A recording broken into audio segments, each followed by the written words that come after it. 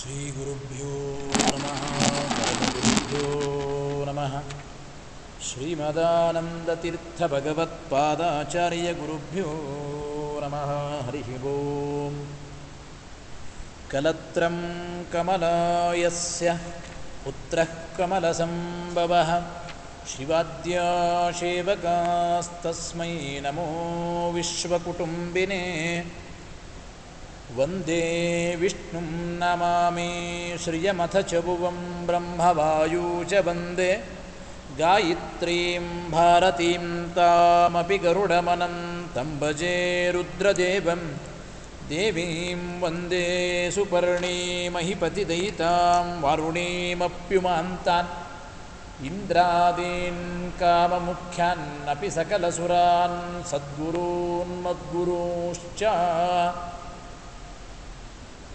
ಆಪಾದಮೌಲಿಪರ್ಯಂತಂ ಗುರುಣಾಮಾಕೃತಿಂ ಸ್ಮರೇತ್ ತೇನ ವಿಘ್ನಾಃ ಪ್ರಣಶ್ಯಂತಿ ಸಿದ್ಧ್ಯಂತಿ ಚ ಮನೋರಥಾಃ ಪೃಥ್ವೀಮಂಡಲಮಧ್ಯಸ್ಥಾಃ ಪೂರ್ಣಬೋಧಮತಾನುಗಾಃ ವೈಷ್ಣವಾ ವಿಷ್ಣುಹೃದಯಾಃ ತಾನ್ನಮಸ್ಸೇ ಗುರುನ್ ಮಮ ಸ್ವಸ್ತ್ಯಸ್ತು ಸತಾಮಖಿಲಸನ್ಮಂಗಲಾನಿ ಭವಂತು ಶ್ರೀಗುರುಭ್ಯೋ ನಮಃ ಹರಿ ಓಂ. ಸುಮಧ್ವ ವಿಜಯದ 2ನೆಯ ಸರ್ಗದ ಪಾಠ ನಡೀತಾ ಇದೆ. ನಿನ್ನೆ 5 ಶ್ಲೋಕಗಳ ಪಾಠ ಆಗಿದೆ. ಆ 5 ಶ್ಲೋಕಗಳ ಪಠನೆಯನ್ನು ಮಾಡಿ ಮತ್ತೆ 6ನೇ ಶ್ಲೋಕದಿಂದ ಅರ್ಥ ಸಮೇತವಾಗಿ ಅದರ ವಿವರಣೆಯನ್ನು ತಿಳಿಯೋಣ. ಶ್ಲೋಕ ನೋಡ್ರಿ.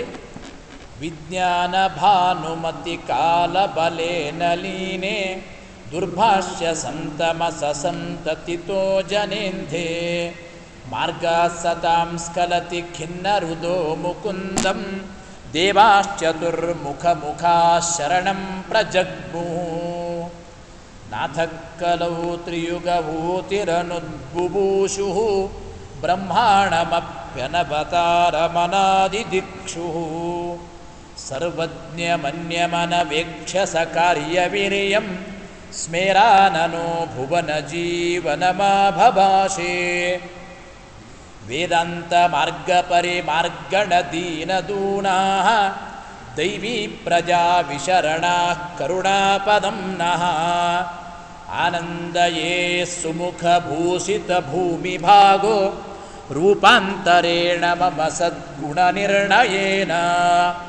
ಆದೇಶ ಮೌಲಿಮಣಿ ಮುಜ್ವಲ ವರ್ಣಮೇನಂ ಬದ್ಧಾಂಜಲಿರ್ಮರುದನರ್ಘ್ಯಮದತ್ತಮೂರ್ಧ್ನಾ ಹಾರಾವಲೀಮಿವ ಹೃದಾ ವಿಬುಧೇಂದ್ರಯಂಚಾಂ ಬಿಭ್ರನ್ನಿಜಾನ್ ಅನುಜಿಗೃಕ್ಷುರವಾತಿತೀರ್ಷತ್ ಕಾಲಸ್ಸ ಏವ ಸಮವರ್ತತ ನಾಮ ಯಾವತ್ ಚಿಂತಾಕುಲಂ ವಿವಿಧ ಸಾಧುಕುಲಂ ಬಭೂವ ವೇದಾಂತ ಸಂತತ ಕೃತಾಂತರಸಂ ನ ವಿದ್ಮಃ ಶ್ರೇಯೋ ಲಭೆ ಮಹಿ ಕಥಂ ನು ವಯಂ ಬದೇತಿ. ಈ ರೀತಿ ಭೂಲೋಕದಲ್ಲಿ ವಾಯುದೇವರು ಆನಂದ ತೀರ್ಥರಾಗಿ ಅವತಾರ ಮಾಡಿ ಬರಬೇಕಾಗಿದೆ. ಆದ್ದರಿಂದ ವಾಯುದೇವರೇ ಆನಂದ ತೀರ್ಥರಾಗಿ ಅವತಾರ ಮಾಡಿ ಬರ್ತಾರೆ. ವಾಯುದೇವರೇನೇ ಶ್ರೀಮದ್ ಆನಂದ ತೀರ್ಥ ಭಗವತ್ಪಾದಾಚಾರ್ಯರು ಎಂಬ ಮಾತನ್ನು ಗೊತ್ತಾಗೋದು ಹೇಗೆ? ಎಷ್ಟು ಅದ್ಭುತ ಅಂದರೆ, ಸಾಕ್ಷಾತ್ತಾಗಿ ಜನರಿಗೆ ವಿಶ್ವಾಸ ಹುಟ್ಟಬೇಕಲ್ಲ. ಆಚಾರ್ಯರು ಬರೋಕ್ಕಿಂತ ಮುಂಚೆ ಆಗಲೇ 21 ಮತಾಚಾರ್ಯರು ಜಗತ್ತಿನಲ್ಲಿ ಹುಟ್ಟಿ ವೇದವ್ಯಾಸರ ಸೂತ್ರಗಳಿಗೆ ಭಾಷ್ಯವನ್ನು ರಚನೆ ಮಾಡಿದ್ದಾರೆ. 22ನೆಯ ಭಾಷ್ಯವೇ ಮಧ್ವ ಭಾಷ್ಯ ಬ್ರಹ್ಮಸೂತ್ರಗಳಿಗೆ. ಆದ್ದರಿಂದ ಇವರು ನಿಜವಾದ ಆಚಾರ್ಯರು, ಇದೇ ನಿಜವಾದ ಸಿದ್ಧಾಂತ, ಜನರಿಗೆ ವಿಶ್ವಾಸ ಹುಟ್ಟಬೇಕಲ್ಲ. ಆಚಾರ್ಯರು ಇವರು ಸಾಮಾನ್ಯ ಆಚಾರ್ಯರಲ್ಲ, ಸಾಕ್ಷಾತ್ ವಾಯುದೇವರ 3ನೇ ಅವತಾರಿಗಳು. ಜನರಿಗೆ ಅದನ್ನು ತಿಳಿಸ್ಬೇಕು. ಒಂದು ವಿಷಯವನ್ನು ಸರಿಯಾಗಿ ಜನರಿಗೆ ಮುಟ್ಟಿಸಬೇಕಾದ್ರೆ, ಜನರಿಗೆ ವಿಶ್ವಾಸ ಬರಬೇಕಾದ್ರೆ ದೊಡ್ಡವರ ಮುಖಾಂತರ ನಾವು ಹೇಳಿಸ್ತೇವೆ. ಒಂದು ಸರಿಯಾದ ಮೆಸೇಜು ಎಲ್ಲ ಸಜ್ಜನರಿಗೆ ನಂಬಿಕೆ ಬರುವಂತೆ ಮುಟ್ಟಬೇಕಾದ್ರೆ ದೊಡ್ಡ ಯತಿಗಳಿಂದಲೋ PM CM ಅವರು ಘೋಷಣೆ ಮಾಡಿದರೆ ಆ ನಿಯಮಕ್ಕೆ ಒಂದು ವಿಶಿಷ್ಟವಾದ ಮಹತ್ವ ಇರುತ್ತದೆ. ಹಾಗೆ ವಾಯುದೇವರೇ ಆನಂದ ತೀರ್ಥರಾಗಿ ಹುಟ್ಟಿ ಬರ್ತಾರೆ, ಮುಂದೆ ಅವತಾರ ಮಾಡ್ತಾರೆ ಅಂಬೋದನ್ನು ಅವರಿವರು ಹೇಳೋದ್ರಲ್ಲ, ಭಗವಂತನೇ ಹೇಳ್ತಾ ಇದ್ದ. ಸಾಕ್ಷಾತ್ ವಾಯುದೇವರೇ ಶ್ರೀ ಮಧ್ವಾಚಾರ್ಯರಾಗಿ ಕಲಿಯುಗದಲ್ಲಿ ಅವತಾರ ಮಾಡಿ ಬರ್ತಾ ಇದ್ದಾರೆಂಬ ಮಾತನ್ನು ಉಡುಪಿಯ ದೇವರು, ಉಡುಪಿಯ ಊರಿನ ದೇವರು ಅಂದರೆ ಪರಶುರಾಮ ದೇವರು ಅಂತ ನಾವು ಕೇಳಿದ್ದೇವಲ್ಲ, ಪರಶುರಾಮ ರೂಪದ ದೇವರವನು ಅನಂತೇಶ್ವರ ಅಂತ ಕರೀತಾರೆ ಉಡುಪಿಯ ದೇವರಿಗೆ. ಅನಂತಾಸನ, ಅನಂತೇಶ್ವರ, ವಾದಿರಾಜರು ತೀರ್ಥ ಪ್ರಬಂಧದಲ್ಲಿ ವಿಸ್ತಾರವಾಗಿ ಅದನ್ನು ನಮಗೆ ತಿಳಿಸಿಕೊಟ್ಟಿದ್ದಾರಲ್ಲಿ. ಚಂದ್ರಮೌಳೀಶ್ವರ, ಅನಂತೇಶ್ವರ ಅಂತ ಇಬ್ಬರು ಉಡುಪಿಯಲ್ಲಿ. ಕೃಷ್ಣ ಆಮೇಲೆ ಬಂದದ್ದು, ಶ್ರೀಮದ್ ಆಚಾರ್ಯರು ಸ್ಥಾಪನೆ ಮಾಡಿದ್ದು. ಮೂಲ ಉಡುಪಿಯ ದೇವರು ಅಂದರೆ ಅನಂತೇಶ್ವರ ದೇವರು, ಜೊತೆಗೆ ಆಚಾರ್ಯರ ಮನೆ ದೇವರು ಹೌದು, ಮದ್ದಿಗೆಯ ಭಟ್ರ ಮನೆ ದೇವರವರು. ಆ ರೀತಿ ಅನಂತ ಮಠ, ಅಲ್ಲಿರ್ತಕ್ಕಂಥ ಮಧ್ವ ಸರೋವರ ಅನಂತೇಶ್ವರ ದೇವರಿಂದಲೇ ಮೊದಲು ಹೆಸರು ಪ್ರಸಿದ್ಧಿ ಇದ್ದದ್ದು, ಅನಂತ ಸರೋವರ ಅಂತ ಹೆಸರು. ಶ್ರೀಮದ್ ಆಚಾರ್ಯರು ಸ್ನಾನ ಮಾಡಿ ಅಲ್ಲಿ ಗಂಗೆಯ ಸನ್ನಿಧಾನ ಬಂತು 12 ವರ್ಷಕ್ಕೊಮ್ಮೆ, ಈಗಲೂ ಗಂಗೆ ಬರ್ತಾಳೆ. ಆ ನಿಮಿತ್ತದಿಂದ ಆಚಾರ್ಯರು ಸ್ನಾನ ಮಾಡಿ ಪ್ರಸಿದ್ಧಿ ಮಾಡಿದ್ದರಿಂದ ಮುಂದೆ ಮಧ್ವ ಸರೋವರ ಅಂತ ಆದದ್ದು. ಮೊದಲು ಅದು ಅನಂತ ಸರೋವರವೇ, ಅನಂತಪುರ ಅಂತ ಹೆಸರು ಅದಕ್ಕೆ. ಆದ್ದರಿಂದ ಉಡುಪಿಯ ಮುಖ್ಯ ದೇವರು ಅನಂತೇಶ್ವರ ದೇವರು. ಅನಂತೇಶ್ವರ ದೇವರು ಇಡೀ ಸಜ್ಜನ ಸಮುದಾಯಕ್ಕೆ ಒಳ್ಳೆ ಶುಭ ಸೂಚನೆ ಕೊಡಬೇಕು. ಪ್ರತಿ ವರ್ಷ ಉಡುಪಿಯಲ್ಲಿ ಒಂದು ದೊಡ್ಡ ಉತ್ಸವ ಆಗ್ತದೆ, ಮಕರ ಸಂಕ್ರಮಣ ಉತ್ಸವ ಅಂತ ಮಾಡ್ತಾರೆ. ಈಗಲೂ ವರ್ಷಕ್ಕೊಮ್ಮೆ ಮಾಡ್ತಾರೆ. ಬಹಳ ವೈಭವದ ಲಕ್ಷಾವಧಿ ಜನರು ಸೇರ್ತಾರೆ ಮಕರ ಸಂಕ್ರಮಣ ಉತ್ಸವ. ಅಲ್ಲಿ ಲಕ್ಷಾವಧಿ ಜನರು ಸೇರಿದಾಗ ಅವರಿಗೆಲ್ಲ ಜನರಿಗೆ ಸುದ್ದಿ ಮುಟ್ಟಿಸ್ಬೇಕು. ಅನಂತೇಶ್ವರ ದೇವರು ಒಬ್ಬ ವ್ಯಕ್ತಿಯಲ್ಲಿ ಪ್ರವೇಶ ಮಾಡಿ ವಾಯುದೇವರು ಮುಂದೆ ಅವತಾರ ಮಾಡ್ತಾರೆ. ಸರ್ವಜ್ಞ ಪುರುಷರು ಅವತಾರ ಮಾಡ್ತಾರೆ, ನಿಜವಾದ ಸಿದ್ಧಾಂತವನ್ನು ತಿಳಿಸ್ತಾರೆ ಎಂಬ ಮಾತನ್ನು ದೇವರೇ ಹೇಳ್ತಾ ಇದ್ದಾನೆಂಬ ಮಾತನ್ನು ನಾರಾಯಣ ಪಂಡಿತಾಚಾರ್ಯ ಮುಂದಿನ ಶ್ಲೋಕಗಳಲ್ಲಿ ಸ್ಪಷ್ಟ ಮಾಡ್ತಾರೆ. ಆ ಶ್ಲೋಕವನ್ನು ಗಮನ ಇಟ್ಟು ಕೇಳ್ರಿ. ತತ್ಪ್ರೀತಯೇ ರಜತ ಪೀಠ ಪುರಾಧಿವಾಸಿ, ರಜತ ಪೀಠ ಪುರಾಧಿವಾಸಿ ದೇವೋ ವಿವೇಶ ಪುರುಷಂ ಶುಭ ಸೂಚನಾಯ, ದೇವೋ ವಿವೇಶ ಪುರುಷಂ ಶುಭ ಸೂಚನಾಯ, ವಿವೇಶ ಹೇಳಿ ಶುಭ ಸೂಚನಾಯ, ದೇವೋ ವಿವೇಶ ಪುರುಷಂ ಶುಭ ಸೂಚನಾಯ, ದೇವೋ ವಿವೇಶ ಪುರುಷಂ ಶುಭ ಸೂಚನಾಯ, ಪ್ರಾಪ್ತೆ ಮಹಾಯ ಮಹಿತಾಯ ಮಹಾಜನೌಘೇ, ಪ್ರಾಪ್ತೆ ಮಹಾಯ ಮಹಿತಾಯ ಮಹಾಜನೌಘೇ ಕೋಲಾಹಲೇನ ಸಕುತೂಹಲಿನಿ ಪ್ರವೃತ್ತೆ, ಕೋಲಾಹಲೇನ ಸಕುತೂಹಲಿನಿ ಪ್ರವೃತ್ತೆ. ನೋಡಿ ಇನ್ನೊಂದು ಬಾರಿ. ತತ್ಪ್ರೀತಯೇ ರಜತ ಪೀಠ ಪುರಾಧಿವಾಸಿ, ತತ್ಪ್ರೀತಯೇ ರಜತ ಪೀಠ ಪುರಾಧಿವಾಸಿ ದೇವೋ ವಿವೇಶ ಪುರುಷಂ ಶುಭ ಸೂಚನಾಯ, ದೇವೋ ವಿವೇಶ ಪುರುಷಂ ಶುಭ ಸೂಚನಾಯ ಪ್ರಾಪ್ತೆ ಮಹಾಯ ಮಹಿತಾಯ ಮಹಾಜನೌಘೇ, ಪ್ರಾಪ್ತೆ ಮಹಾಯ ಮಹಿತಾಯ ಮಹಾಜನೌಘೇ ಕೋಲಾಹಲೇನ ಸಕುತೂಹಲಿನಿ ಪ್ರವೃತ್ತೆ, ಕೋಲಾಹಲೇನ ಸಕುತೂಹಲಿನಿ ಪ್ರವೃತ್ತೆ. ಅದಕ್ಕಂತ ತತ್ಪ್ರೀತಯೇ, ಆ ಸಜ್ಜನ ಸಮುದಾಯದ ಪ್ರೀತಿಗಾಗಿ, ಸಜ್ಜನ ವರ್ಗದ ಸಂತೋಷಕ್ಕಾಗಿ, ಶುಭ ಸೂಚನಾಯ ಒಳ್ಳೆ ಶುಭವಾದ ವಾರ್ತೆಯನ್ನು ತಿಳಿಸೋದಕ್ಕಾಗಿ ರಜತಪೀಠ ಪುರಾಧಿವಾಸೀ ದೇವ, ರಜತಪೀಠಪುರದ, ರಜತಪೀಠಪುರ ಬೆಳ್ಳಿಯ ಊರು ಅಂತ ಅರ್ಥ. ಆ ರಜತಪೀಠಪುರ ಉಡುಪಿಯ ಅಧಿವಾಸಿಯಾದ ಭಗವಂತ ಅನಂತೇಶ್ವರ ದೇವರು ಒಬ್ಬ ಪುರುಷನನ್ನು ಪ್ರವೇಶ ಮಾಡ್ತಾ ಇದ್ದಾರೆ. ಯಾವ ಸಂದರ್ಭದಲ್ಲಿ? ಆ ಮಕರ ಸಂಕ್ರಮಣ ಉತ್ಸವ. ಸಾವಿರಾರು ಜನ, ಕೋಲಾಹಲ ನಡೆದಿದೆ, ಒಳ್ಳೆ ಕುತೂಹಲ, ಆಶ್ಚರ್ಯವೂ ಇದೆ. ಆ ಅಪಾರ ಜನಸ್ತೋಮಗಳ ಮಧ್ಯದಲ್ಲಿ ಒಬ್ಬ ಅತಿ ಹುಚ್ಚನಾದ ವ್ಯಕ್ತಿಯ ಒಳಗಡೆ ದೇವರ ಪ್ರವೇಶ ಆಗಿದೆ. ಈಗೆಲ್ಲ ಹುಚ್ಚುಚ್ಚನಂಗೆ ಏನೇನೋ ಆಡ್ತಾರೆ, ದೇವರ ಮೈಯಲ್ಲಿ ಬಂದಾರೆ ಅಂಥೇಳಿ. ಇದು ನಿಜವಾಗಲೂ ದೇವರು ಬಂದು ಸೂಚನೆ ಕೊಟ್ಟಿದ್ದು ಜಗತ್ತಿಗೆ. ಆದ್ದರಿಂದ ಅಲ್ಲಿ ಆ ಉಡುಪಿಯ ವಿಶಿಷ್ಟವಾಗಿರತಕ್ಕಂಥ ಉತ್ಸವದ ಮಧ್ಯದಲ್ಲಿ, ಸಾವಿರಾರು ಜನ ನೆರೆದಿರತಕ್ಕಂಥ ದೊಡ್ಡ ಉತ್ಸವದಲ್ಲಿ ಒಬ್ಬ ಪುರುಷನಲ್ಲಿ ಪ್ರವೇಶ ಮಾಡಿ ಭಗವಂತ ಜಗತ್ತಿಗೆ ಸಂತೋಷಪಡಿಸಬೇಕು, ವಾಯುದೇವರ ಅವತಾರ ಆಗ್ತಾ ಎಂಬ ಸೂಚನೆ ಕೊಡಬೇಕು. ಅದಕ್ಕಾಗಿ ಭಗವಂತ ಆ ವ್ಯಕ್ತಿಯಲ್ಲಿ ಪ್ರವೇಶ ಮಾಡಿದ್ದಾನೆ ಅಂತ ಸ್ಪಷ್ಟಪಡಿಸ್ತಾರೆ ಈ ಶ್ಲೋಕದಲ್ಲಿ. ಅವನೇನು ಮಾಡಿದ ಮುಂದೆ ಹೇಳ್ತಾರೆ. ಶ್ಲೋಕ ನೋಡ್ರಿ. ತತ್ಪ್ರೀತಯೇ ರಜತ ಪೀಠ ಪುರಾಧಿವಾಸಿ ದೇವೋ ವಿವೇಶ ಪುರುಷಂ ಶುಭ ಸೂಚನಾಯ ಪ್ರಾಪ್ತೆ ಮಹಾಯ ಮಹಿತಾಯ ಮಹಾಜನೌಘೆ ಕೋಲಾಹಲೇನ ಸ ಕುತೂಹಲಿನಿ ಪ್ರವೃತ್ತೆ. ವಿಶೇಷವಾಗಿ ಆ ಮಕರ ಸಂಕ್ರಮಣ ಉತ್ಸವ ಆ ಕಾಲದಲ್ಲಿ ಸಾಕ್ಷಾತ್ ದೇವರೇನೆ ಅಂದರೆ ಲಿಂಗಾಕಾರದಲ್ಲಿ ಇದೆ ಅನಂತೇಶ್ವರ. ಅದನ್ನು ನಾವು ಗಮನಿಸಬೇಕಷ್ಟೆ. ಅನಂತೇಶ್ವರ ಅಂದರೆ ಭಾಳ ಜನ ರುದ್ರದೇವರು ಶಿವದೇವರು ಅಂತ ತಿಳ್ಕೊಂಡಾರ. ಚಂದ್ರಮೌಳೀಶ್ವರ ದೇವಸ್ಥಾನ ಮುಂದೆ ಇದೆ, ಅದು ರುದ್ರದೇವರು. ಅನಂತೇಶ್ವರ ಅಂದರೆ ಸಾಕ್ಷಾತ್ ಭಗವಂತನೇ ಲಿಂಗದ ಆಕಾರದಲ್ಲಿ ಇದ್ದದ್ದು. ಅನಂತ ಅಂದರೆ ಶೇಷದೇವರಿಗೂ ಒಂದು ಹೆಸರಿದೆ ಶಾಸ್ತ್ರದಲ್ಲಿ. ಇಲ್ಲಿ ಅನಂತೇಶ್ವರ ಅನಂತಾಸನ ಅಂದರೆ ಸಾಕ್ಷಾತ್ ಪರಶುರಾಮರೂಪಿ ಪರಮಾತ್ಮನೇ ಲಿಂಗದ ಆಕಾರದಲ್ಲಿರುವ ಭಗವಂತ. ವಿಷ್ಣುವೇ ಅದು. ವಿಷ್ಣುಲಿಂಗ ಶಿವಲಿಂಗ ಅಂತ ಎರಡು ಶಾಸ್ತ್ರಗಳಲ್ಲಿ. ಚಂದ್ರಮೌಳೀಶ್ವರ ಲಿಂಗ ಅದು ಶಿವಲಿಂಗ, ಅನಂತೇಶ್ವರ ದೇವರ ಲಿಂಗ ಏನಿದೆ ಅದು ವಿಷ್ಣುಲಿಂಗ, ಸಾಕ್ಷಾತ್ ಭಗವಂತನೇ ಉಡುಪಿಯ ದೇವರು. ಅವನು ಆ ವ್ಯಕ್ತಿಯಲ್ಲಿ ಪ್ರವೇಶ ಮಾಡಿ ಹೇಳ್ತಾನೆ. ಭಾರಿ ಆಶ್ಚರ್ಯ ಆಯ್ತು ಜನರಿಗೆ. ಅಂದರೆ ವಿಶ್ವಾಸ ಹುಟ್ಟಬೇಕಲ್ಲ. ಯಾರೋ ವ್ಯಕ್ತಿ ಏನೋ ಹೇಳಿದರೆ ಜನರಿಗೆ ವಿಶ್ವಾಸ ಹುಟ್ಟೋದಿಲ್ಲ. ಒಂದು ಅದ್ಭುತವಾದ ಪವಾಡವೇ ನಿರ್ಮಾಣ ಆಗಬೇಕಲ್ಲ. ಅಂದರೆ ದೇವರೇ ಹೇಳ್ತಾ ಇದ್ದಾನೆ ಅಂತ ಜನರಿಗೆ ವಿಶ್ವಾಸ ಬರಬೇಕಲ್ಲ. ಏನು ಮಾಡಿದ್ದಾನೆ ಭಗವಂತ? ಆ ಸಾವಿರಾರು ಜನ ನೆರೆದಿರುವ ಮಕರ ಸಂಕ್ರಮಣ ಉತ್ಸವದಲ್ಲಿ ಉಡುಪಿಯ ಒಂದು ದೊಡ್ಡ ಧ್ವಜಸ್ತಂಭ, ಅನಂತೇಶ್ವರ ದೇವಸ್ಥಾನದ ಮುಂದೆ ಭಾಳ ಎತ್ತರ ಇರತಕ್ಕಂಥ ಧ್ವಜಸ್ತಂಭ. ಅತಿ ಹುಚ್ಚು ವ್ಯಕ್ತಿ. ಅಲ್ಲಿ ನಿಲ್ಲಿಕ್ಕೂ ಜಾಗ ಇಲ್ಲ, ಒಂದು ಹೆಜ್ಜೆ ಇಡೋದಕ್ಕೂ ಜಾಗ ಇಲ್ಲ. ತುಟ್ಟ ತುದಿಗೆ ಹೋಗಿ ಅತೀ ಮೇಲೆ ಹೋಗಿ ಅನಾಯಾಸೇನ ಅದ್ಭುತವಾಗಿ ನರ್ತನ ಮಾಡ್ತಾನಂತ ಆ ವ್ಯಕ್ತಿ. ಹುಚ್ಚ ಹುಡುಗ, ಮಾತಾಡ್ಲಿಕ್ಕೆ ಬರೋದಿಲ್ಲ, ಯಾವ ವ್ಯವಹಾರ ಜ್ಞಾನ ಇಲ್ಲ ಅಂಥ ವ್ಯಕ್ತಿ. ನಾಟ್ಯಸ್ಥಳ ರಂಗಸ್ಥಳದಲ್ಲೇನೆ ಎಷ್ಟೋ ಪ್ರಾಕ್ಟೀಸ್ ಮಾಡಿದ್ರೇ ಭರತನಾಟ್ಯ ಎಷ್ಟು ಕಷ್ಟ ಒದ್ದಾಡ್ತೇವೆ. ನಾಟ್ಯ ಮಾಡೋದು ಅಷ್ಟು ಕಷ್ಟ. ರಂಗಸ್ಥಳದಲ್ಲಿ ನಾಟ್ಯ ಮಾಡಿದಂತೆ ಅನಾಯಾಸೇನ ಅದ್ಭುತವಾಗಿ ಆ ವ್ಯಕ್ತಿ ಧ್ವಜಸ್ತಂಭದ ಮೇಲೆ ಹೋಗಿ ಒಂದು ಕ್ಷಣದಲ್ಲಿ ಅದ್ಭುತವಾಗಿ ನರ್ತನ ಮಾಡ್ತಾನೆ. ಈ ಆಶ್ಚರ್ಯಕರ ಘಟನೆ ನೋಡಿ ಜನರಿಗೆ ಆಶ್ಚರ್ಯ ಆಯಿತು. ಆವಾಗ ವಿಶ್ವಾಸ ಬರ್ತದೆ, ದೇವರು ಏನೋ ಸೂಚನೆ ಕೊಡ್ತಾನೆ ಅಂಥೇಳಿ. ಆ ವಿಚಾರವನ್ನು 7ನೇ ಶ್ಲೋಕದಲ್ಲಿ ನಾರಾಯಣ ಪಂಡಿತಾಚಾರ್ಯ ತಿಳಿಸ್ತಾರೆ. ಆವಿಷ್ಟವಾನ ಕುಶಲಂ ಪುರುಷಂ ಪ್ರಕೃತ್ಯ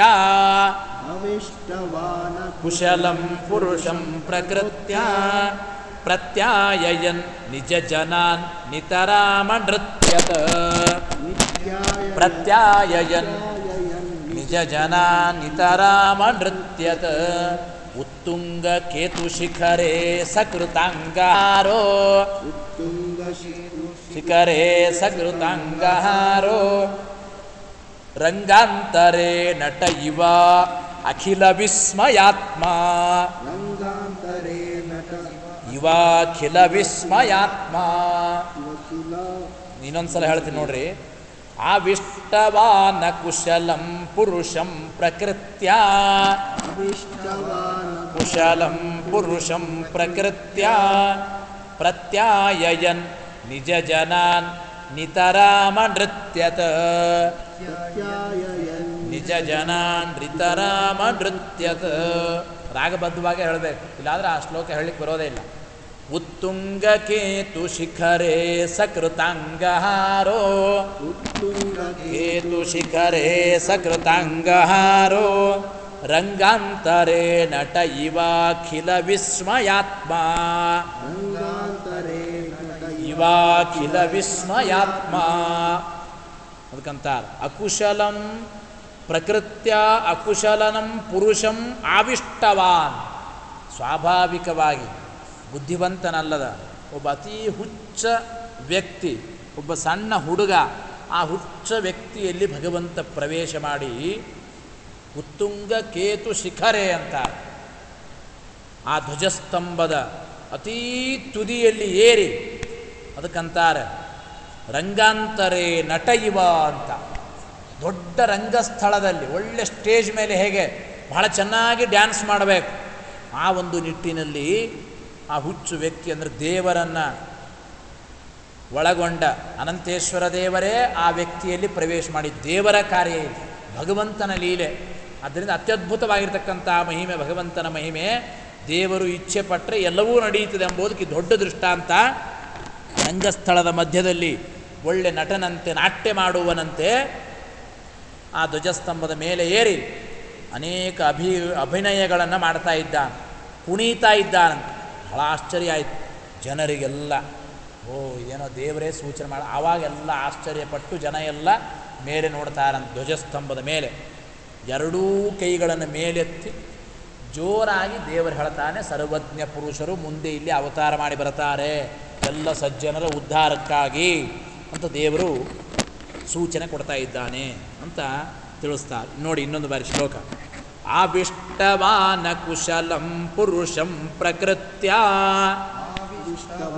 ಕುಶಲಂ ಪುರುಷಂ ಪ್ರಕೃತ್ಯ ಪ್ರತ್ಯಾಯಯನ್ ನಿಜ ಜನಾನ್ ನಿತರಾಮನೃತ್ಯತ್, ಯಯನ್ ನಿಜ ಜನಾನ್ ನಿತರಾಮನೃತ್ಯತ್. ಉತ್ತುಂಗ ಕೇತುಶಿಖರೇ ಸಕೃತಾಂಗಹಾರೋ, ಶಿಖರೇ ಸಕೃತಾಂಗಹಾರೋ ರಂಗಾಂತರೇ ನಟ ಇವ ಅಖಿಲ ವಿಸ್ಮಯಾತ್ಮ, ನಟ ಇವ ಅಖಿಲ ವಿಸ್ಮಯಾತ್ಮ.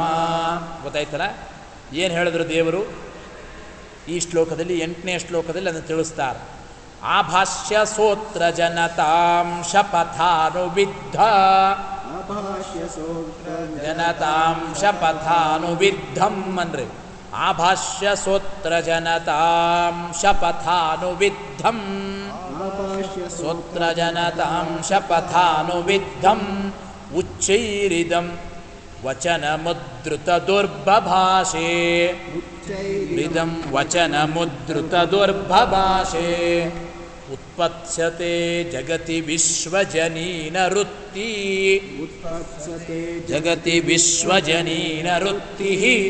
ವಿಶ್ವಜ್ಞಯೇವ ಭಗವಾನ್ ಅಚಿರಾದಿಹೇತಿ, ಏವ ಭಗವಾನ್ ಅಚಿರಾದಿಹೇತಿ.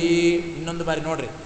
ಆಭಾಷ್ಯ ಸೋತ್ರ ಜನತಾಂ ಶಪಥಾನುವಿದ್ಧ, ಸೋತ್ರ ಜನತಾಂ ಶಪಥಾನುವಿದ್ಧಂ.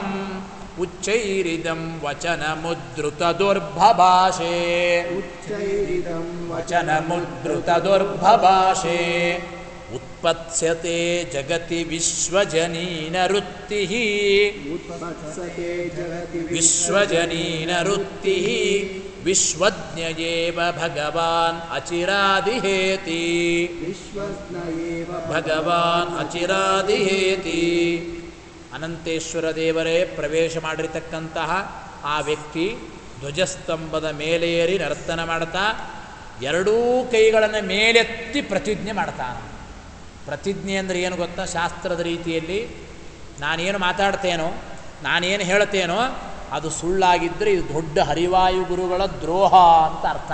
ಪ್ರತಿಜ್ಞಾ ಅಂದರೆ ನಾನು ಮಾತಾಡೋದು ಅತ್ಯಂತ ಸತ್ಯ ಸತ್ಯ ಸತ್ಯ ಅಂತಾರಲ್ಲ, ಅದಕ್ಕೆ ಪ್ರತಿಜ್ಞಾ ಅಂತ ಕರೀತಾರೆ. ಎರಡೂ ಕೈಗಳನ್ನು ಮೇಲೆತ್ತಿ ಅದಕ್ಕಂತಾರೆ ಉದ್ರುತದೋಹೋ. ಎರಡೂ ಕೈಗಳು ಮೇಲೆತ್ತಿದವನಾಗಿ ಇದಂ ವಚನಂ ಬಭಾಷೆ. ಈ ಮಾತನ್ನು ಆ ವ್ಯಕ್ತಿಯಲ್ಲಿ ಪ್ರವೇಶ ಮಾಡಿದ ಅನಂತೇಶ್ವರ ದೇವರು ಹೇಳಿದರು. ಶಪಥಾನುವಿದ್ಧಂ. ಉಚ್ಚೈಹಿ ಗಟ್ಟಿಯಾಗಿ ಗರ್ಜನೆ ಮಾಡ್ತಾ ಆ ವ್ಯಕ್ತಿ ಎಲ್ಲ ಜನರನ್ನು ಕುರಿತು ತೋರಿಸಿ ಕೈಗಳನ್ನು ಮೇಲೆತ್ತಿ ಪ್ರತಿಜ್ಞೆ ಮಾಡ್ತಾ ಹೇಳ್ತಾ ಇದ್ದಾನೆ. ಏನು ಅಂದರೆ ಇಹ ಜಗತಿ, ಈ ಜಗತ್ತಿನಲ್ಲಿ ವಿಶ್ವಜನೀನ ವೃತ್ತಿ.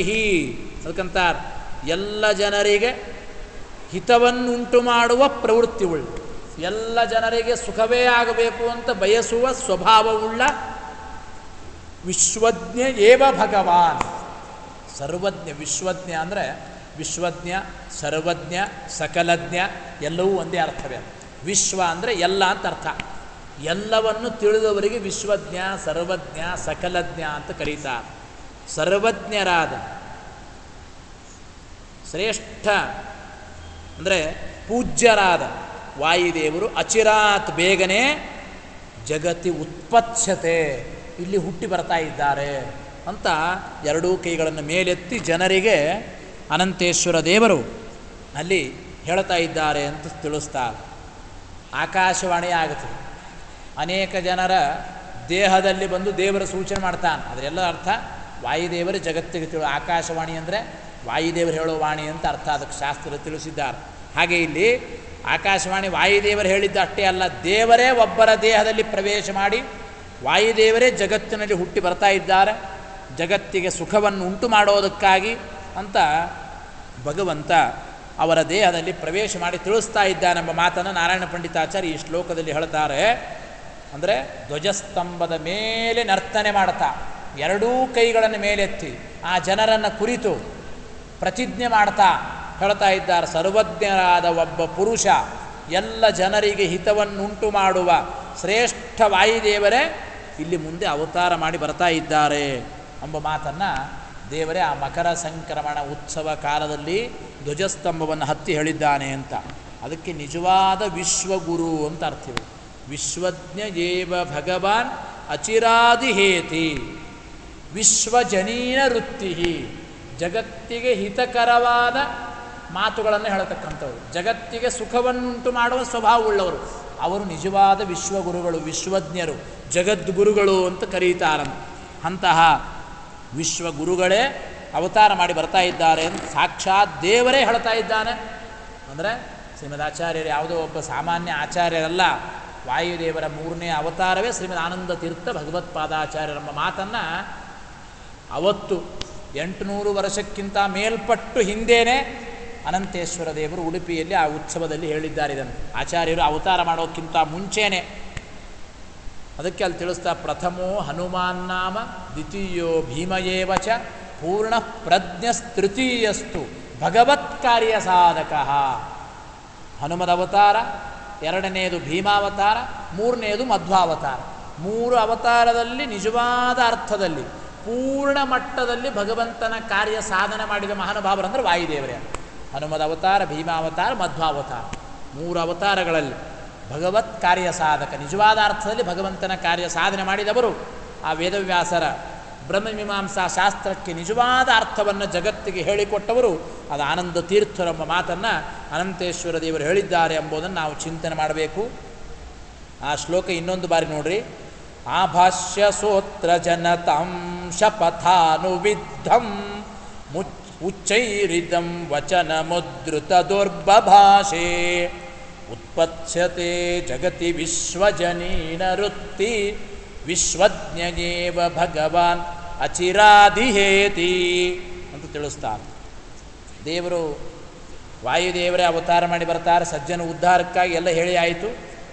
ಎಲ್ಲಿ ವಾಯುದೇವರ ಅವತಾರ ಮಾಡಿ ಬರ್ತಾರೆ, ಯಾರ ಮನೆಯಲ್ಲಿ ಮಧ್ವಾಚಾರ್ಯರು ಅವತಾರ ಮಾಡಿ ಬರ್ತಾರೆ, ಆ ಪೂರ್ವ ಹಿನ್ನೆಲೆಯನ್ನು ಸ್ವಲ್ಪ ನಾರಾಯಣ ಪಂಡಿತಾಚಾರ್ಯ ತಿಳಿಸ್ತಾರೆ. ಆಚಾರ್ಯರ ಮನೆತನ ಹೇಗೆ, ತಂದೆ ಹೆಸರು ಮದ್ದಿಗೆಯ ಭಟ್ಟರು ಅಂತ, ತಾಯಿ ವೇದವತಿ ಅಂತ, ಅವರ ಅಕ್ಕನ ಹೆಸರು ಹೇಳಿದ್ದಾರೆ, ಒಬ್ಬ ಅಕ್ಕಳು ಇದ್ಲು ಅಂಥೇಳಿ ಕಲ್ಯಾಣಿ ದೇವಿ ಅಂತ ಕರೆದಿದ್ದಾರೆ. ಮುಂದೆ ಇವರಿಗೆ ಒಬ್ಬ ತಮ್ಮನೂ ಹುಟ್ಟುತ್ತಾನೆ, ಅವರಿಗೆ ವಿಷ್ಣು ತೀರ್ಥರು ಅಂತಾಗುತ್ತಾರೆ. ಸೋದೆ ಮಠಕ್ಕೆ ಮೊದಲನೇ ಸ್ವಾಮಿಗಳವರು, ಆಚಾರ್ಯರ ತಮ್ಮಂದಿರು ವಿಷ್ಣು ತೀರ್ಥರು ಅಂತ.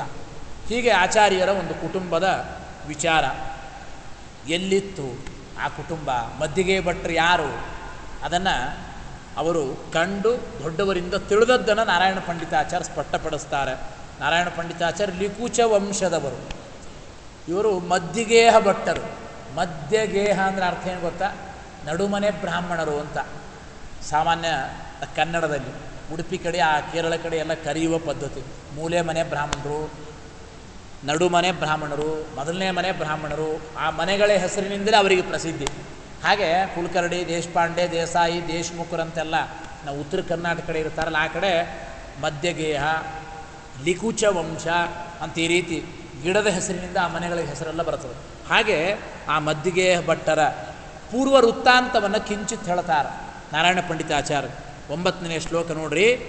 ಸದ್ವೀಪವಾರಿ ನಿಧಿ ಸಪ್ತಕಭೂತಧಾತ್ರ್ಯಾ, ಸದ್ವೀಪವಾರಿ ನಿಧಿ ಸಪ್ತಕಭೂತಧಾತ್ರ್ಯಾ ಮಧ್ಯೇಪಿ ಕರ್ಮ ಭುವಿ ಭಾರತ ನಾಮ ಖಂಡೇ, ಮಧ್ಯೇಪಿ ಕರ್ಮ ಭುವಿ ಭಾರತ ನಾಮ ಖಂಡೇ ಕಾಲೇ ಕಲೌ ಸುವಿಮಲಾನ್ವಯ ಲಬ್ಧ ಜನ್ಮ, ಕಲೌ ಸುವಿಮಲಾನ್ವಯ ಲಬ್ಧ ಜನ್ಮ ಸನ್ಮಧ್ಯಗೇಹ ಕುಲಮೌಲಿ ಮಣಿರ್ದ್ವಿಜೋಭೂತ್, ಮಧ್ಯಗೇಹ ಕುಲಮೌಲಿಮಣಿರ್ದ್ವಿಜೋಭೂತ್. ಇನ್ನೊಂದು ಬಾರಿ ನೋಡಿ. ಸದ್ವೀಪವಾರಿನಿಧಿ ಸಪ್ತಕಭೂತಧಾತ್ರ್ಯ ವಾರಿನಿಧಿ ಸಪ್ತಕಭೂತಧಾತ್ರ್ಯ ಮಧ್ಯೇಪಿ ಕರ್ಮ ಭುವಿ ಭಾರತ ನಾಮ ಖಂಡೇ ಭುವಿ ಭಾರತ ನಾಮ ಖಂಡೇ ಕಾಲೇ ಕಲೌ ಸುವಿಮಲಾನ್ವಯ ಲಬ್ಧ ಜನ್ಮ ಕಲೌ ಸುವಿಮಲಾನ್ವಯ ಲಬ್ಧ ಜನ್ಮ ಸನ್ಮಧ್ಯಗೇಹ ಕುಲಮೌಲಿಮಣಿರ್ದ್ವಿಜೋಭೂತ್ ಗೇಹ ಕುಲಮೌಲಿಮಣಿರ್ದ್ವಿಜೋಭೂತ್. ಎಷ್ಟು ಚೆನ್ನಾಗಿ ಹೇಳ್ತಾರೆ ಅವರ ಮನೆತನದ ಆ ಕ್ರಮವನ್ನು ನಾರಾಯಣ ಪಂಡಿತಾಚಾರ್ಯರು. ಸಪ್ತದ್ವೀಪಗಳು, ಸಪ್ತ ಸಾಗರಗಳಿಂದ ಕೂಡಿದೆ ಈ ಭೂಮಂಡಲ.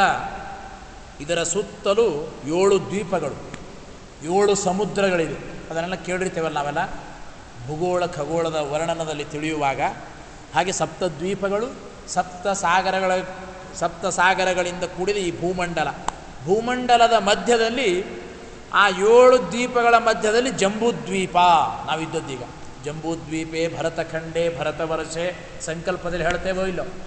ಆ ಅದಕ್ಕೆ ಹೇಳ್ತಾರೆ ಸದ್ವೀಪ ವಾರಿ ನಿಧಿ ಸಪ್ತಕಭೂತ ಧಾತ್ರ್ಯ ಅಂದರೆ 7 ದ್ವೀಪಗಳು, ವಾರಿ ನಿಧಿ ಅಂದರೆ ಸಮುದ್ರ, 7 ಸಮುದ್ರಗಳು, ಅವುಗಳಿಂದ ಕೂಡಿರತಕ್ಕಂಥ ಈ ಭೂಮಂಡಲದ ಮಧ್ಯದಲ್ಲಿ ಅಂದರೆ ಜಂಬೂದ್ವೀಪದಲ್ಲಿ ಕರ್ಮಭೂಮಿ ಅನಿಸಿದ್ದು ಈ ಭರತಖಂಡ ಅಂತ ನಾರಾಯಣ ಪಂಡಿತಾಚಾರ್ಯ ಹೇಳೋದು. ಇದರ ಮಧ್ಯೇಪಿ ಕರ್ಮಭುವಿ ಭಾರತ ನಾಮ ಖಂಡೇ. ಸುಮಧ್ವಿ ನಾರಾಯಣ ಪಂಡಿತ ಅಂದರೆ ನಿಜವಾದ ಕರ್ಮಭೂಮಿ ಅಂದರೆ ಅದು ಭರತ ಭೂಮಿ, ಭರತಖಂಡ ಅದನ್ನು ತಿಳಿಸಿದ್ದಾರೆ. ಅವೆಲ್ಲ ಭೋಗ ಭೂಮಿಗಳು. ಬೇರೆ ಪ್ರದೇಶಗಳಲ್ಲಿ ನಾವು ತಿಳಿದದ್ದು ಶಾಸ್ತ್ರ ನಾರಾಯಣ ಪಂಡಿತ ಅನೇಕ ಶಾಸ್ತ್ರದ ಪ್ರಮಾಣ ಪುರಸ್ಸರವಾಗಿ ತಿಳಿಸ್ತಾರೆ. ಮಧ್ಯೇಪಿ ಕರ್ಮಭುವಿ ಭಾರತ ನಾಮ ಖಂಡೇ. ಕರ್ಮಭೂಮಿಯಾದ ಈ ಭರತಖಂಡದಲ್ಲಿ, ಅದೂ ಕಲಿಯುಗದಲ್ಲಿ ಕಲವು ಕಾಲೇ ಅತ್ಯಂತ ಶುದ್ಧವಾದ ಮನೆತನ ಅಂತಾರೆ. ಸುವಿಮಲಾನ್ವಯ ಲಬ್ಧ ಜನ್ಮ. ಸುವಿಮಲ ಅತ್ಯಂತ ಶುದ್ಧವಾದ ಅನ್ವಯ ಅಂದರೆ ವಂಶ, ಮನೆತನ. ಸುವಿಮಲಾನ್ವಯ ಲಬ್ಧ ಜನ್ಮ. ಆ ಶ್ರೇಷ್ಠವಾದ ಮನೆತನದಲ್ಲಿ ಹುಟ್ಟಿದ ಮಧ್ಯಗೇಹ ಅಂತ ಅವರ ಮನೆತನ ಕುಲ. ಆ ಮಧ್ಯಗೇಹ ಕುಲಕ್ಕೆ ಅದಕ್ಕಂತ ಸನ್ಮಧ್ಯಗೇಹ ಕುಲ ಮೌಲಿಮಣಿ. ಆ ಕುಲಕ್ಕೆ ಶಿರೋಮಣಿಯಂತೆ ಅಂದರೆ ಮುಕುಟಪ್ರಾಯರು ಅಂತ ಕರೀತಾರಲ್ಲ. ಆ ಮಧ್ಯಗೇಹ ಎಂಬ ಕುಲಕ್ಕೆ ಶಿರೋಮಣಿ ಪ್ರಾಯರಾದ ಶ್ರೇಷ್ಠರಾದ ಒಬ್ಬ ಬ್ರಾಹ್ಮಣರು ಇದ್ದರು. ಆ ಮನೆತನದಲ್ಲಿ ಆ ಬ್ರಾಹ್ಮಣರಿಗೆ ಅಂದರೆ ಮಧ್ಯಗೇಹ ಭಟ್ಟರಿಗೆ ಮುಂದೆ ಆಚಾರ್ಯರಲ್ಲಿ ಅವತಾರ ಮಾಡಿ ಬರಬೇಕಾಗಿದೆ. ಅವರ ಮನೆತನವನ್ನು ಮೊದಲು ಹೇಳಿದ್ದಾರೆ. ಆದ್ದರಿಂದ ಆ ಮಧ್ಯಗೇಹ ಎಂಬ ಕುಲದಲ್ಲಿ ಅತ್ಯಂತ ಶ್ರೇಷ್ಠನಾದ ಒಬ್ಬ ಬ್ರಾಹ್ಮಣರು ಇದ್ದರ ಒಬ್ಬ ಮಾತನ್ನು ನಾರಾಯಣ ಪಂಡಿತಾಚಾರ್ಯ ಸ್ಪಷ್ಟಪಡಿಸ್ತಾರೆ. ಶ್ಲೋಕ ನೋಡ್ರಿ. ಸದ್ವೀಪವಾರಿನಿಧಿ ಸಪ್ತಕಭೂತಧಾತ್ರ್ಯ ಸಪ್ತಕಭೂತಧಾತ್ರ್ಯ ಮಧ್ಯೇಪಿ ಕರ್ಮ ಭುವಿ ಭಾರತ ನಾಮ ಖಂಡೇ ಕರ್ಮ ಭುವಿ ಭಾರತ ನಾಮ ಖಂಡೇ ಕಾಲೇ ಕಲೌ ಸುವಿಮಲಾನ್ವಯ ಲಬ್ಧ ಜನ್ಮ ಸುವಿಮಲಾನ್ವಯ ಲಬ್ಧ ಜನ್ಮ ಸನ್ಮಧ್ಯಗೇಹ ಕುಲಮೌಲಿಮಣಿರ್ದ್ವಿಜೋಭೂತ್ ಕುಲಮೌಲಿಮಣಿರ್ದ್ವಿಜೋಭೂತ್. ಭಾಗವತ ಅನೇಕ ಕಡೆ ಇರತಕ್ಕಂಥ ವಿಚಾರವನ್ನು ನಾರಾಯಣ ಪಂಡಿತಾಚಾರ್ಯ ಇಲ್ಲಿ ತಿಳಿಸಿದ್ದು. ವಿಶೇಷವಾಗಿ ಇವರೇನೋ ಮಧ್ಯಗೇಹ ಕುಲದವರು ಅಂತೆಲ್ಲ ಸರಿ ಹೋಯಿತು. ಮಧ್ಯಗೇಹ ಎಂಬ ಕುಲದಲ್ಲಿ ಶ್ರೇಷ್ಠ ಬ್ರಾಹ್ಮಣರಿದ್ದರು. ಅದಕ್ಕೆ ಅವರ ಹೆಸರು ಮಧ್ಯಗೇಹ ಭಟ್ಟರು ಅಂತ ಇತ್ತು. ಆ ಮಧ್ಯಗೇಹ ಕುಲದಲ್ಲಿ ಹುಟ್ಟಿದವರಿಗೆ ಮಧ್ಯಗೇಹ ಭಟ್ಟರು ಅಂತ ಹೆಸರಿದ್ದದ್ದು. ನಿಜವಾಗ್ಲೂ ಸ್ವಲ್ಪ ಮಣಿಮಂಜರಿಯಲ್ಲಿ ಇದೇ ನಾರಾಯಣ ಪಂಡಿತ ಹಿಂದೆ ಹೇಳುವಾಗ ಇದು ಇವರ ಹೆಸರು ನಾರಾಯಣ ಅಂತ ಹೇಳಿದ್ದ. ಆಚಾರ್ಯರ ತಂದೆಗಳ ಹೆಸರು ನಾರಾಯಣಾಚಾರ್ಯರು ಅಂತ. ಸುಮಧ್ವಿಜಯ ಬರೆದವರು ನಾರಾಯಣ ಪಂಡಿತಾಚಾರ್ಯರು. ಲಿಕುಚ ವಂಶದ ತ್ರಿವಿಕ್ರಮ ಪಂಡಿತರ ಮಕ್ಕಳು. ಇದು ನಾರಾಯಣ ಪಂಡಿತಾಚಾರ್ಯರು. ಆಚಾರ್ಯರ ತಂದೆಯ ಹೆಸರು ಮಣಿಮಂಜರಿಯಲ್ಲಿ ಆ ನಾರಾಯಣ ಪಂಡಿತಾಚಾರ್ಯ ತಿಳಿಸುವಂತೆ ನಾರಾಯಣ ಅಂತ ಒಂದು ಹೆಸರಿತ್ತು ಅಂತ ಪ್ರತೀತಿ. ಮಧ್ಯಗೇಹ ಕುಲದಲ್ಲಿ ಹುಟ್ಟಿದ್ರಿಂದ ಅವರಿಗೆ ಪ್ರಸಿದ್ಧಿ ಆದದ್ದು ಮಧ್ಯಗೇಹ ಭಟ್ಟರು ಅಂತ ಪ್ರಸಿದ್ಧಿ ಇದ್ದದ್ದು ಅಂತ ಅದನ್ನು ಸ್ಪಷ್ಟ. ಅದಕ್ಕೆ ನಡಿಲ್ಲಾಯ ಅಂತ ಆ ಪ್ರಾಂತದಲ್ಲಿ ಹೇಳ್ತಾರೆ, ಉಡುಪಿ ಕಡೆ ನಡಿಲ್ಲಾಯ ಬ್ರಾಹ್ಮಣರು ಅಂಥೇಳಿ ಆ ರೀತಿ.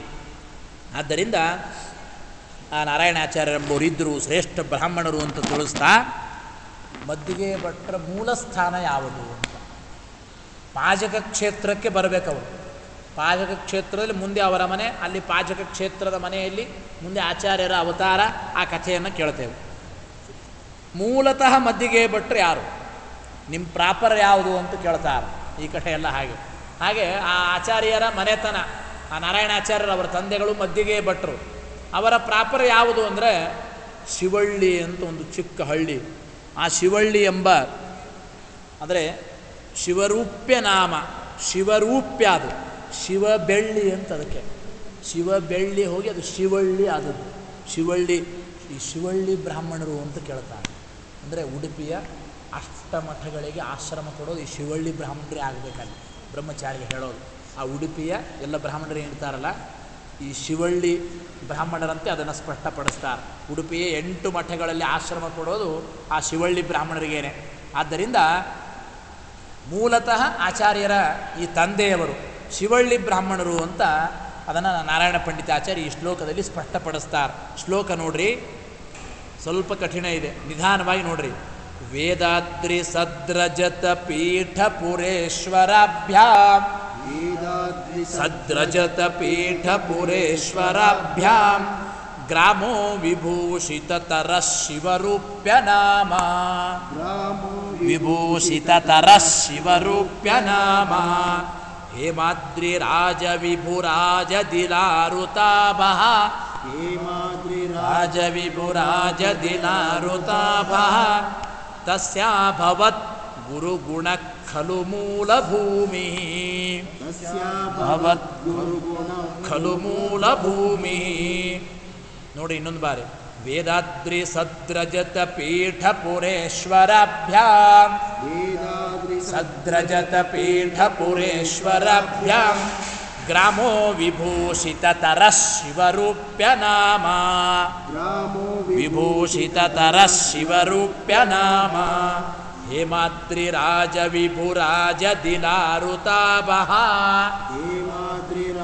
ವಿಭುರಾಜ ದಿಲಾರುತಾಭಃ ತಸ್ಯಾಭವತ್ ಗುರುಗುಣ ಖಲು ಮೂಲಭೂಮಿ, ಗುರುಗುಣ ಖಲು ಮೂಲಭೂಮಿ. ಅದಕ್ಕಂತಾರೆ ವೇದಾದ್ರಿ, ವೇದಾಚಲ ಅಂತ ಹೆಸರು ಅದಕ್ಕೆ. ವೇದ ಎಂಬ ಆ ಪರ್ವತ ವೇದಾದ್ರಿ ಮತ್ತು ಶ್ರೇಷ್ಠವಾದ ಆ ಉಡುಪಿಯ ಸ್ವಾಮಿಯಾದ ರಜತಪೀಠಪುರದ ನಿಯಾಮಕನಾದ ಸ್ವಾಮಿಯಾದ ಅನಂತೇಶ್ವರ ದೇವರು, ಇವರಿಬ್ಬರಿಂದಾಗಿ ಚಿನ್ನದ ಪರ್ವತ, ಬಂಗಾರದ ಪರ್ವತವಾದ ಆ ಮೇರು ಪರ್ವತ ಪ್ರಕೃತದಲ್ಲಿ, ಆ ಚಿನ್ನದ ಪರ್ವತವಾದ ಮೇರು ಪರ್ವತ ಮತ್ತು ರುದ್ರದೇವರಿಂದ ಕೂಡಿರತಕ್ಕಂತಹ ಶ್ರೇಷ್ಠವಾದ ಇಲಾವೃತ ಖಂಡ. ಇಲಾವೃತ ಖಂಡ ಅಂತಿದೆ. ಅಂದರೆ ಇಲಾವೃತ ಖಂಡ ಹೇಗೆ ಅದ್ಭುತವಾಗಿ ಶೋಭಾಯಮಾನವಾಗಬೇಕು, ಇಲಾವೃತ ಖಂಡದಲ್ಲಿ ಮೇರು ಪರ್ವತ, ಸ್ವಲ್ಪ ಶಬ್ದ ಮಾಡಬೇಡಪ್ಪ, ಇಲಾವೃತ ಖಂಡದಲ್ಲಿ ಮೇರು ಪರ್ವತ ಮತ್ತು ರುದ್ರದೇವರು, ಬಂಗಾರದ ಪರ್ವತ ಅಂತ ಮತ್ತು ರುದ್ರದೇವರು ಅವರಿಬ್ಬರಿಂದ ಸೇರಿ ಅದ್ಭುತವಾಗಿ ಶೋಭಾಯಮಾನವಾದದ್ದು ಅಂದರೆ ಅದು ಇಲಾವೃತ ಖಂಡ ಅಂತ ಕರೀತಾರೆ. ಹಾಗೆ ಈ ಶಿವಳ್ಳಿಗೆ ವರ್ಣನೆ ಮಾಡ್ತಾರೆ ನಾರಾಯಣ ಪಂಡಿತಾಚಾರ್ಯರು. ಶಿವಳ್ಳಿಯೂ ಕೂಡ ಇಲಾವೃತ ಖಂಡದಂತೆ ಇತ್ತು. ಅಲ್ಲಿ ಮೇರು ಪರ್ವತ ಮತ್ತು ರುದ್ರದೇವರು, ಬಂಗಾರದ ಪರ್ವತ ಮತ್ತು ಶಿವದೇವರು, ಇವರಿಬ್ಬರಿಂದ ಅದ್ಭುತವಾಗಿ ಶೋಭಾಯಮಾನವಾದದ್ದು ಅದು ಇಲಾವೃತ ಖಂಡ. ಹಾಗೆ ಇಲ್ಲಿ ಹೇಗೆ ಅಂದರೆ ಶಿವಳ್ಳಿ ಎಂಬ ಊರು ಹೇಗೆ ಅಂದರೆ ವೇದಾದ್ರಿ, ವೇದಾಚಲ, ವೇದ ಎಂಬ ಆ ಪರ್ವತ ಮತ್ತು ಉಡುಪಿಯ ಅನಂತೇಶ್ವರ ದೇವರು, ಒಂದು ಪರ್ವತ ಒಬ್ಬರು ದೇವರು.